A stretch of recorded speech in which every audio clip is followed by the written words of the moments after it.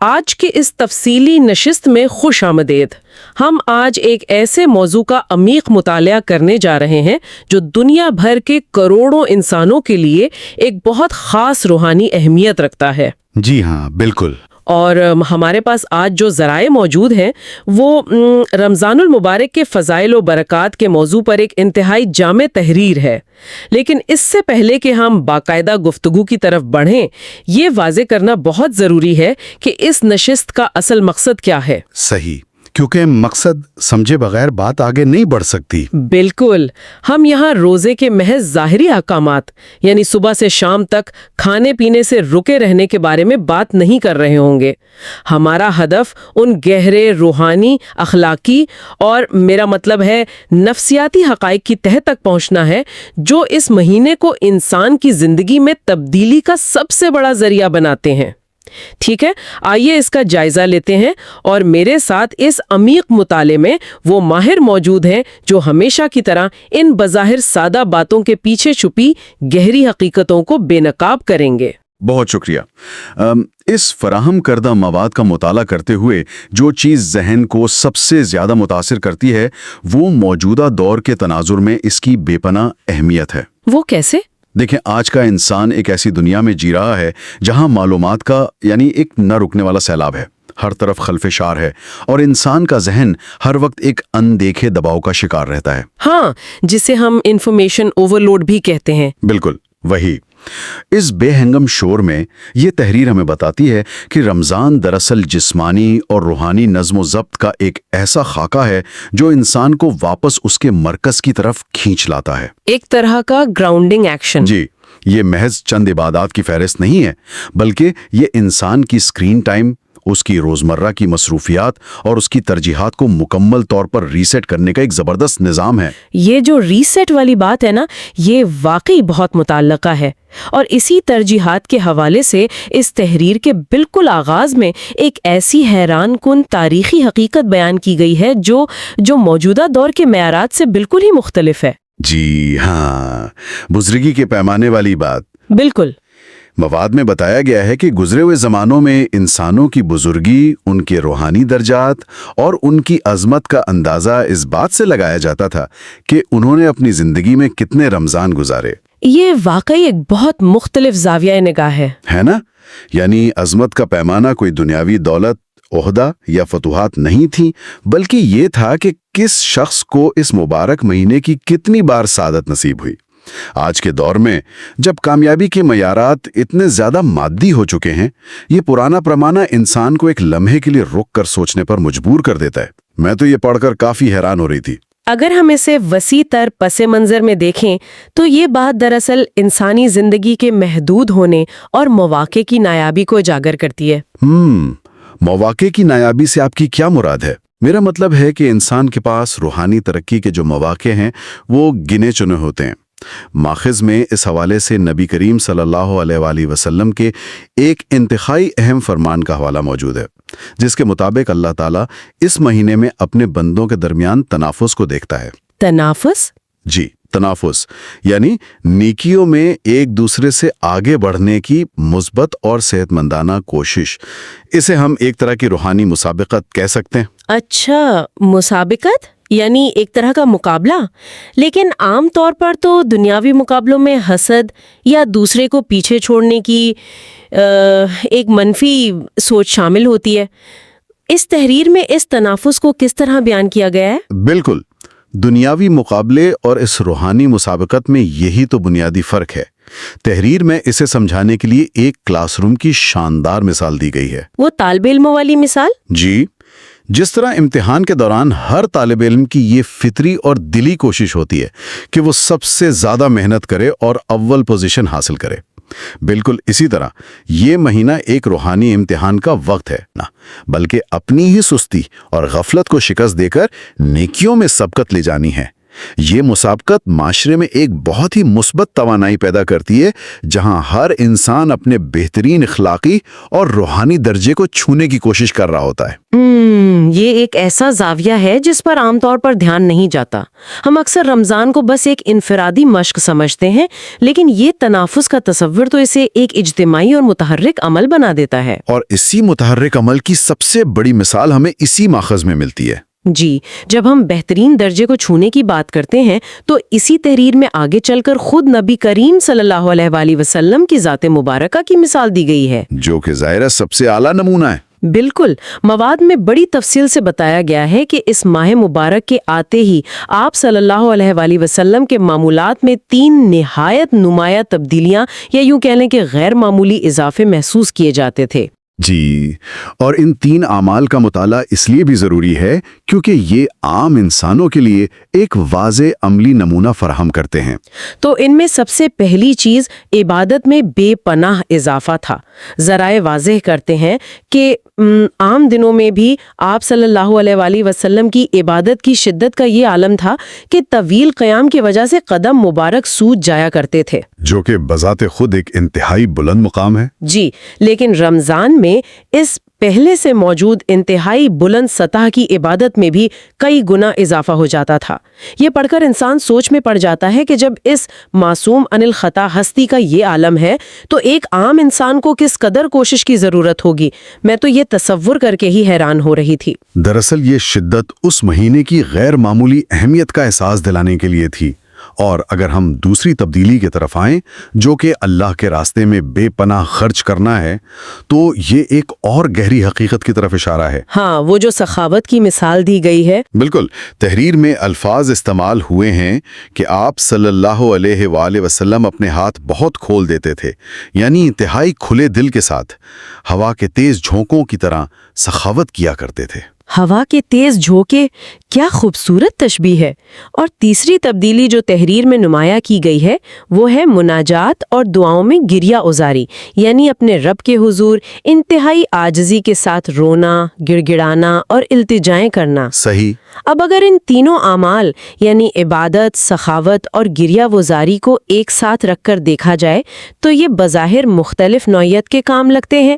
ایک کا تعلق ذات سے ہے، ایک کا مال سے اور ایک کا جذبات سے۔ لیکن اگر آپ گہرائی میں اتر کر دیکھیں تو ان میں ایک کمال کا ربط موجود ہے۔ وہ کیسے؟ یہ تینوں عمل در حقیقت حقوق اللہ اور حقوق العباد کا ایک بے مثال اور متوازن امتزاج ہے۔ اچھا، ذرا اس کی وضاحت کیجیے۔ دیکھیں، ایک طرف طویل عبادت اور دعاؤں میں گریہ وزاری انسان کا اپنے خالق کے ساتھ ٹوٹا ہوا تعلق جوڑتی ہے، اس کی انا کو توڑتی ہے اور اسے عاجزی سکھاتی ہے۔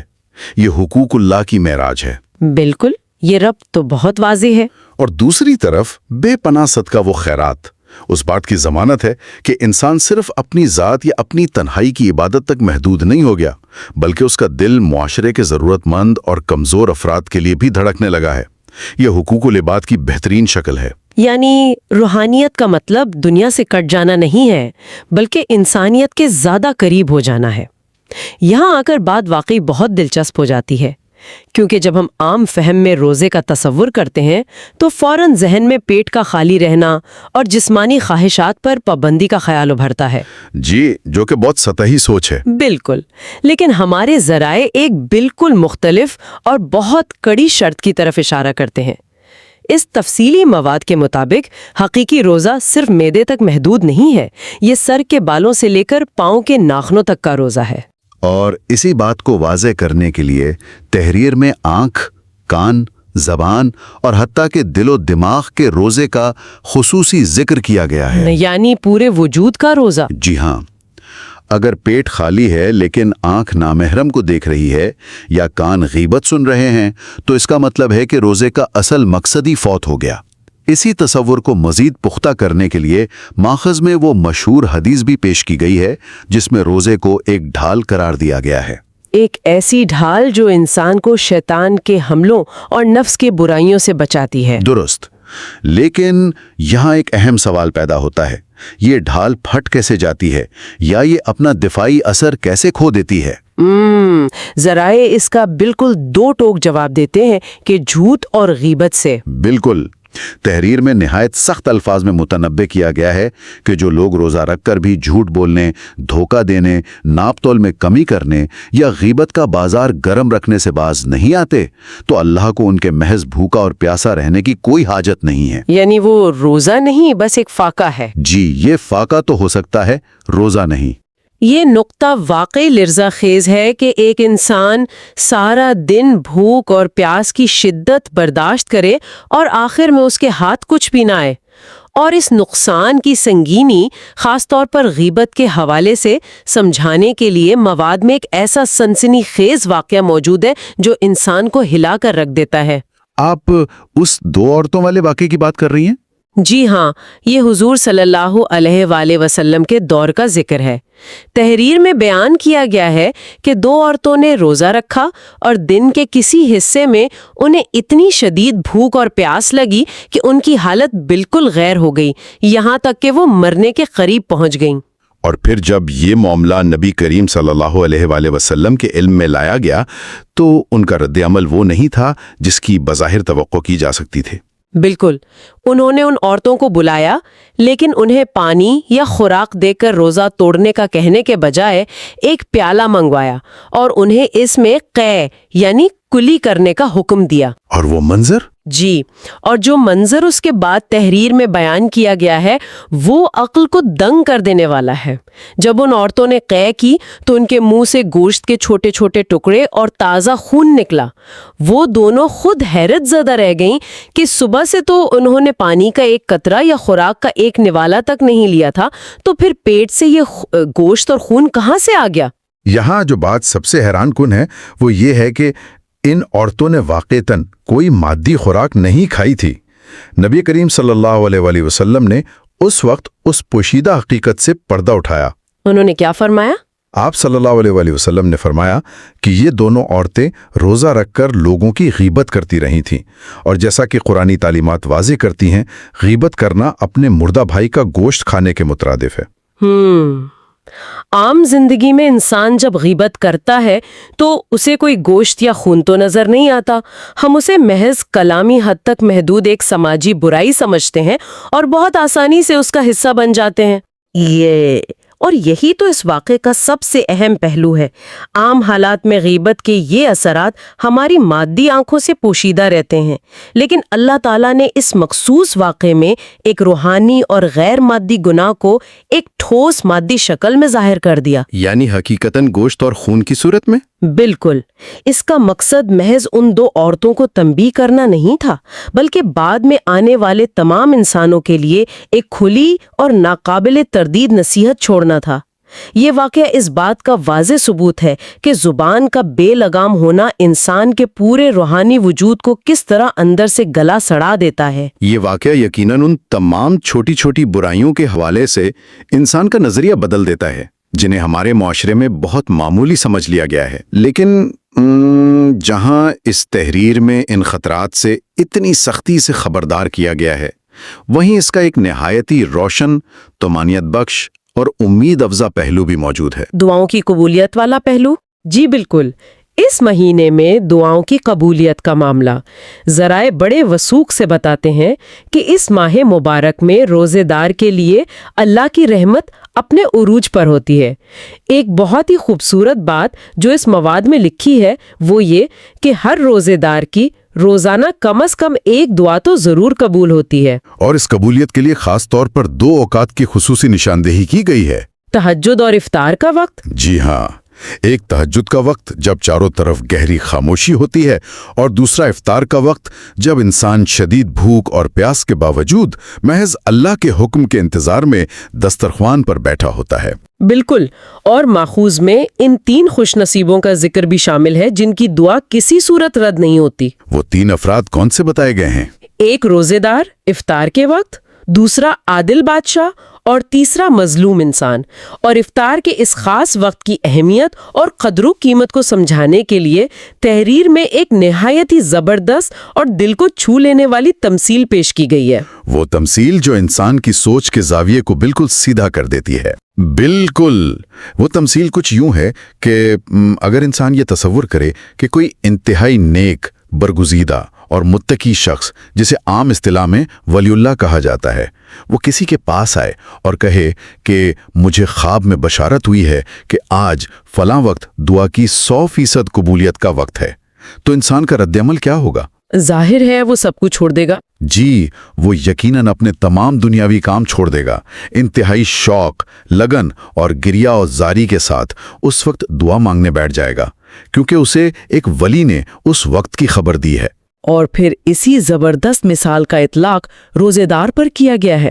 بالکل، غور کرنے کا مقام یہ ہے کہ یہاں افطار کے وقت کی قبولیت کی خبر کسی عام ولی نے نہیں دی، بلکہ تمام نبیوں کے سردار خود نبی کریم صلی اللہ علیہ وآلہ وسلم نے دی ہے۔ بے شک۔ جب خبر دینے والی ہستی کائنات کی سب سے سچی ہستی ہو تو انسان کو کتنے زیادہ یقین، کس قدر گہرے شوق اور کتنی لگن کے ساتھ افطار کے وقت اپنے رب سے مناجات کرنی چاہیے۔ جی، کیسا تضاد ہے جس پر عام طور پر ہمارا دھیان نہیں جاتا۔ اگر ہم عملی طور پر اپنے معاشرے میں دیکھیں تو افطار کا وقت اکثر و بیشتر دسترخوان سجانے، چیزیں تلنے اور دنیاوی تیاریوں کے شور و غل میں ضائع ہو جاتا ہے۔ ہاں، دسترخوان پر بحث ہو رہی ہوتی ہے کہ شربت میں میٹھا کم ہے یا پکوڑے ٹھنڈے ہیں۔ بالکل ایسا ہی ہے۔ جس وقت انسان کو رب سے مانگنا چاہیے، اس وقت وہ پکوڑے سموسوں میں الجھا ہوتا ہے۔ یہ تمثیل اس غفلت پر ایک بہت بڑی چوٹ ہے، اور دعاؤں کے اس تسلسل کے ساتھ ہی اس مواد میں ایک اور نہایت مضبوط اور گہرے تعلق کو اجاگر کیا گیا ہے، اور وہ ہے اس مہینے کا قرآن پاک کے ساتھ رشتہ۔ جی، رمضان اور قرآن کا وہ ساتھ جسے کسی صورت الگ نہیں کیا جا سکتا۔ ذرائع بتاتے ہیں کہ یہ محض اتفاق نہیں ہے، بلکہ یہ مہینہ ہے ہی کلام الہی کے نزول کا۔ یعنی صرف قرآن نہیں، نہ صرف قرآن مجید، بلکہ اس سے پہلے انسانیت کی رہنمائی کے لیے اتاری گئی تمام آسمانی کتابیں اور صحیفے بھی اسی مبارک مہینے میں زمین پر نازل کیے گئے۔ سبحان اللہ۔ اسی خاص تعلق کی وجہ سے نبی کریم صلی اللہ علیہ وآلہ وسلم ہر سال اس مہینے میں حضرت جبرائیل علیہ السلام کے ساتھ پورے قرآن کا دورہ کرتے تھے۔ یہ بظاہر ایک سادہ سی بات لگتی ہے، لیکن یہ اس بات کی طرف اشارہ ہے کہ اس مہینے میں اللہ کے کلام کے ساتھ تعلق کو کس حد تک تازہ اور مضبوط کرنے کی ضرورت ہے۔ اور صحابہ کرام اور بعد میں آنے والے اکابرین کی جو روایت تحریر میں بیان کی گئی ہے، وہ آج کے مصروف انسان کے لیے کسی حیرت سے کم نہیں۔ وہ ان کے قرآن ختم کرنے کی رفتار کے حوالے سے واقعی مواد میں ذکر ہے کہ وہ ہستیاں دن میں 1 مرتبہ اور بعض اوقات دن میں 2 مرتبہ مکمل قرآن ختم کیا کرتی تھیں۔ میں سوچ رہی تھی کہ آج کی اس تیز رفتار زندگی میں جہاں انسان کو چند صفحات پڑھنے کا وقت نہیں ملتا، دن میں 2 بار قرآن ختم کرنے کا تصور کتنا محال لگتا ہے۔ بظاہر تو ناممکن لگتا ہے، لیکن یہ ہمیں ایک بہت اہم سبق دیتا ہے۔ جب انسان کا دل کسی مقصد کے لیے یکسو ہو جائے اور اس کی ترجیحات واضح ہو جائیں تو وقت میں کیسی حیرت انگیز برکت پیدا ہو جاتی ہے۔ یہ وقت کی کمی کا نہیں بلکہ خالصتاً ترجیحات کا مسئلہ ہے۔ اور یہ ان کی قرآن سے عقیدت اور محبت کی وہ انتہا تھی جو پورے مہینے ان کے ذہن اور روح پر حاوی رہتی تھی۔ وہ بقیہ تمام مصروفیات کو ثانوی درجہ دے کر صرف کلام الہی پر اپنی توجہ مرکوز کر دیتے تھے۔ تو ہم نے آج اس مواد میں بیان کیے گئے بے شمار پہلوؤں کا تفصیلی جائزہ لیا ہے۔ بزرگی کے اس قدیم پیمانے سے لے کر تنافس کے تصور تک، نبی کریم صلی اللہ علیہ وآلہ وسلم کی بے مثال عبادات اور سخاوت سے لے کر روزے کی حقیقت اور غیبت کی ہولناکی تک، اور پھر دعاؤں کی قبولیت اور قرآن سے تعلق تک۔ تو اس سب کا مطلب کیا ہے؟ یہ ایک بہت اہم سوال ہے۔ اگر ان تمام بکھرے ہوئے موتیوں کو ایک لڑی میں پرویا جائے تو ماخذ سے اخذ کردہ سب سے اہم نقطہ یہی نکلتا ہے کہ روزہ ہرگز جسم کو صرف بھوکا یا پیاسا رکھنے کی مشق نہیں ہے، یہ ایک انتہائی منظم اور گہری روحانی تربیت ہے۔ یہ وجود کی مکمل تطہیر کا عمل ہے جس میں ہماری سوچ، الفاظ، رویے اور اخلاقیات سب شامل ہیں۔ یہ اپنے خالق کے ساتھ ٹوٹے ہوئے رابطے کو بحال کرنے کا ایک عظیم الشان موقع ہے۔ اور اسی ساری گفتگو اور تجزیے کی روشنی میں اس تحریر کے پس منظر سے ایک نہایت ہی گہرا اور غور طلب خیال ابھرتا ہے۔ وہ خیال کیا ہے؟ اگر انسان کھلے ذہن کے ساتھ اس بات پر غور کرے، روزہ انسان کو اس کی سب سے بنیادی، سب سے طاقتور اور فطری ضرورت یعنی خوراک اور پانی پر مکمل کنٹرول کرنا سکھاتا ہے۔ خوراک کے بغیر بقا ممکن نہیں، یہ جسم کی سب سے بڑی کمزوری اور ضرورت ہے۔ بالکل، کھانے پینے کے بغیر تو انسان زندہ ہی نہیں رہ سکتا۔ اب سوچنے کا مقام یہ ہے کہ جب ایک انسان 1 مہینے کی اس کڑی اور سخت تربیت کے دوران محض اللہ کے حکم کی تعمیل میں اپنی اس سب سے اہم جبلت اور ضرورت کو ایک مخصوص وقت کے لیے چھوڑ سکتا ہے، اپنے نفس کی اتنی بڑی پکار کو دبا سکتا ہے، صحیح، تو کیا اس شاندار مشق کے بعد وہ سال کے باقی 11 مہینوں میں اپنی دیگر نسبتاً چھوٹی اور غیر ضروری خواہشات پر قابو پانے کے قابل نہیں ہو جانا چاہیے؟ یہ تو واقعی سوچ کو جھنجھوڑ دینے والا زاویہ ہے۔ یعنی وہ انسان جو موت اور زندگی کا فیصلہ کرنے والی بھوک اور پیاس کو شکست دے سکتا ہے، کیا وہ اپنی انا کو شکست نہیں دے سکتا؟ بالکل۔ کیا وہ اپنے غصے، اپنی جھوٹی انا، اپنے منفی رویوں، حسد اور زبان کی بے احتیاطی کو کنٹرول نہیں کر سکتا؟ یہ تمام چیزیں تو کھانے پینے کی اس بنیادی جبلت کے سامنے بہت چھوٹی اور ثانوی ہیں۔ واقعی در حقیقت یہ 30 دن کی تربیت انسان کی روحانی لچک اور قوت ارادی کو ہمیشہ کے لیے بدل دینے کا ایک ماسٹر پلان ہے۔ یہ ایک ایسا خاکہ ہے جو انسان کو یہ ثابت کرتا ہے کہ تم اپنے نفس کے غلام نہیں ہو، بلکہ تم اس پر حکمرانی کر سکتے ہو۔ کیا شاندار نکتہ ہے! یہ مہینہ محض ایک رسم نہیں بلکہ قوت ارادی کی ریچارجنگ ہے جو بقیہ پورا سال ایک بہتر، مضبوط اور بااخلاق انسان بن کر جینے کے قابل بناتی ہے۔